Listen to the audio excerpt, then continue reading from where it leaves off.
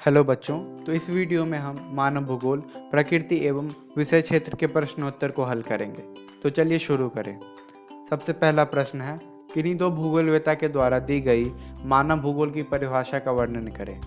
तो बच्चों, जैसा कि मैंने आपको बताया था कि मानव भूगोल की परिभाषा बहुत सारे भूगोलवेत्ताओं के द्वारा दी गई है, जिसमें एक रटजेल ने भी अपनी परिभाषा दी थी। वह कहते हैं कि मानव भूगोल मानव समाजों और धरातल के बीच संबंधों का संश्लेषित अध्ययन है। इसका मतलब यह है कि हमारे द्वारा धरती के ऊपर बहुत सारी चीज़ें की जाती, जैसे कि खेती, घर बनाकर रहना या जनसंख्या में बदलाव, चाहे वो घटे या बढ़े। तो रटजेल कहते हैं कि मानव भूगोल मानव समाज और पर्यावरण के बीच इसी संबंध का अध्ययन करता है। उनकी परिभाषा में संश्लेषण यानी कि बंधन मिलान करना पर जोर दिया गया था। एक और परिभाषा एलन सी सैंपल के द्वारा दी गई। वह कहते हैं कि मानव भूगोल अस्थिर पृथ्वी और क्रियाशील मानव के बीच का परिवर्तनशील संबंधों का अध्ययन है। इसका मतलब यह है कि जैसा कि बच्चों आप लोगों ने देखा था कि पर्यावरण निश्चयवाद में मानव पूरी तरह से प्रकृति के ऊपर अपने हर एक चीज़ों, छोटी से छोटी या बड़ी से बड़ी हर एक चीज़ों के लिए निर्भर होता है,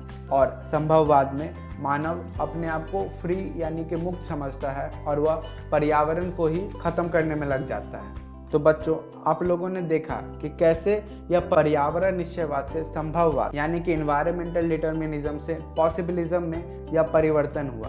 तो एलन सी सैंपल कहते हैं कि मानव भूगोल इसी परिवर्तनशील संबंधों का अध्ययन करता है। अगला प्रश्न है, मानव का प्रकृतिकरण और प्रकृति का मानवीयकरण में क्या अंतर है? उदाहरण देके समझा। सबसे पहले हम मानव का प्रकृतिकरण के बारे में जानेंगे। तो बच्चों, सबसे पहले तो ये समझो कि इस वक्त प्रकृति बहुत ज़्यादा बलशाली थी और मानव उसके अधीन थे। इस समय में तकनीकी विकास बहुत कम थी, जिसके कारण सांस्कृतिक विकास का भी स्तर बहुत ज़्यादा ही कम था। इस समय में मानव प्रकृति से दिए गए संसाधन यानी कि रिसोर्सेज के ऊपर ही पूरी तरह से निर्भर हुआ करते थे। अभी के समय में इसका सबसे अच्छा उदाहरण है आदिवासी जनजाति, जो कि आज भी अपने हर एक चीज के लिए पर्यावरण पर निर्भर है और वह आज भी पर्यावरण की पूजा करते हैं। तो बच्चों, अब हम प्रकृति का मानवीयकरण के बारे में जानेंगे। तो बच्चों, सबसे पहले तो यहाँ पे यह समझो कि यह मानव के प्रकृतिकरण से ठीक उल्टा है। इसका मतलब यह कि यहाँ पर मानव ज़्यादा प्रबल होता है पर्यावरण के ऊपर। इस समय मानव कहता है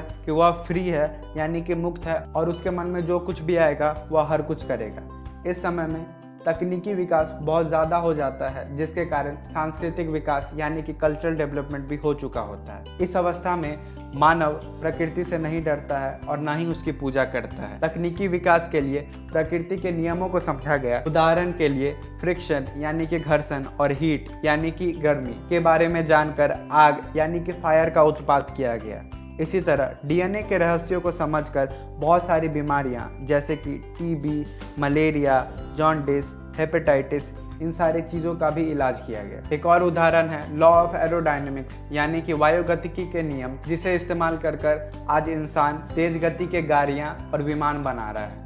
तो बच्चों, अगला प्रश्न है, नव निश्चयवाद की संकल्पना किसने की और यह क्या है? तो बच्चों, इसकी संकल्पना भूगोलवेत्ता ग्रिफिथ टेलर ने की। तो बच्चों, जैसा कि हमने देखा, पर्यावरण निश्चयवाद में मानव प्रकृति के ऊपर पूरी तरह से निर्भर होता है और संभववाद में मानव प्रकृति को ही खत्म करने पर लग जाता है। तो यह देखकर ग्रिफिथ टेलर ने एक मध्य मार्ग दिखाया। उनका कहना था कि यहाँ पर कोई भी चीज़ फ्री यानी कि मुफ्त नहीं है और हर चीज़ों की एक कीमत होती है। उनका कहना था कि प्रकृति पर विजय प्राप्त किया जा सकता है प्रकृति के नियमों को समझकर भी। वह कहते थे कि गलत तरीकों से विकास का परिणाम बाढ़, सूखा, बादल फटना या और भी किसी प्रकार की प्राकृतिक आपदा के रूप में आ सकता है। हम उत्तराखंड के बारे में जानते ही हैं, जहां हर साल एक न एक प्राकृतिक आपदा आती ही आती है। यही हाल बिहार और आसाम जैसे राज्यों का भी है, जहां हर साल बाढ़ की समस्या आती है। ग्रिफिथ टेलर ने अपनी संकल्पना को यातायात बत्तियों यानी कि ट्रैफिक लाइट के द्वारा समझाया। उनका कहना था कि लाल बत्ती, जिसका मतलब होता है रुको, पीली बत्ती रुककर तैयार होने का समय प्रदान करती है और हरी बत्ती जाओ का संकेत देती है। इनका कहना था कि प्रकृति इसी प्रकार संकेत भी देती है मानव को रुकने के लिए। उदाहरण के लिए ग्लोबल वार्मिंग यानी कि वैश्विक तापमान, जिसके बारे में हम सभी जानते हैं। हम सभी जानते हैं कि इसके कारण पृथ्वी का तापमान हर साल बढ़ रहा है और इसकी दर तेज ही होते जा रही है। तो ग्रिफिथ टेलर कहते हैं कि यह प्रकृति के द्वारा एक संकेत है कि मानव को विकास का दर धीरे करना होगा, नहीं तो इन सारी गलतियों के कारण मानव समाजों को एक बहुत बड़ी कीमत अदा करनी पड़ सकती है। एक और उदाहरण अधिक खाद और गलत कृषि तकनीक का है। जैसा कि हम जानते हैं कि पंजाब, राजस्थान, हरियाणा इन जैसे राज्यों में जमीन की उपज कम होती जा रही है, जिसका जिम्मेवार गलत कृषि तकनीकों को ठहराया गया है। तो बच्चों चलो देखें कि अब अगला प्रश्न क्या है। प्रश्न है, मानव भूगोल के अनेक विचारधाराओं का वर्णन करें। मानव भूगोल की सबसे पहली विचारधारा थी कल्याणपरक विचारधारा, जिसे मानवतावादी विचारधारा के नाम से भी जाना जाता है। इस विचारधारा को अंग्रेजी में वेलफेयर स्कूल ऑफ थॉट या ह्यूमनिस्टिक स्कूल ऑफ थॉट भी कहा जाता है। इस विचारधारा में आवासन यानी कि हाउसिंग, स्वास्थ्य यानी कि हेल्थ और शिक्षा यानी कि एजुकेशन जैसे चीज़ें भी आती है। तो बच्चों अब अगली विचारधारा है अमूलवादी विचारधारा। यह विचारधारा मार्क्स के सिद्धांतों से प्रभावित है और इसमें पूंजीवाद का विरोध किया गया है। इसमें सामाजिक असमानता यानी कि सोशल इनइक्वालिटी, बंधन जिसका मतलब डिप्राइवेशन और गरीबी की बात की गई है।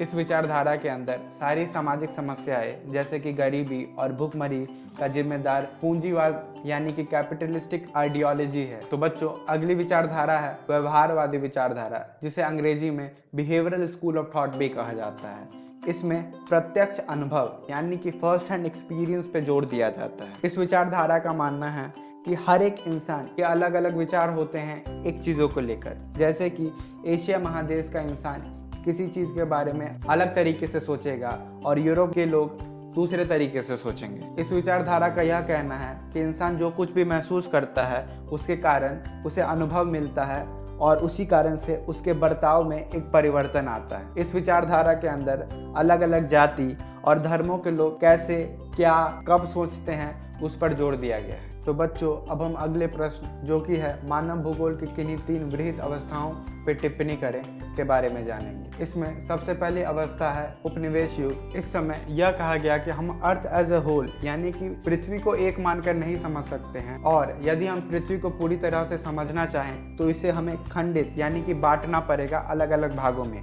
यह भाग क्षेत्र के आधार पर या मौसम के आधार पर भी कर सकते हैं। इस प्रकार की जानकारी मानव भूगोल के अध्ययन को और भी मजबूत बनाती है और अलग अलग प्रदेशों की जानकारी से नए विचारों के बारे में पता चलता है, जिसके कारण सांस्कृतिक विकास भी होता है। उपनिवेश युग में यूरोपियन लोगों का बहुत बड़ा योगदान है और इन्होंने नए प्रदेशों को खोजने में काफ़ी ज़्यादा मदद की और वहाँ के संसाधन के बारे में भी जानने में मदद। अगली अवस्था है अंतर्युद्ध अवधि के बीच 1930 का दशक। इस समय अवस्था में हर एक जगह की खास बात यानी कि उसके अंतर को समझने का प्रयत्न किया गया, जिससे अलग अलग क्षेत्रों को उसके यूनिकनेस यानी कि उसके खासियत के ऊपर भी बांट सकते हैं। अगली समय अवधि है 1950 के दशक के अंत से 1960 के दशक के अंत तक। इस समय अवधि में भूगोल के नियमों और कंप्यूटर का इस्तेमाल किया जाने लगा।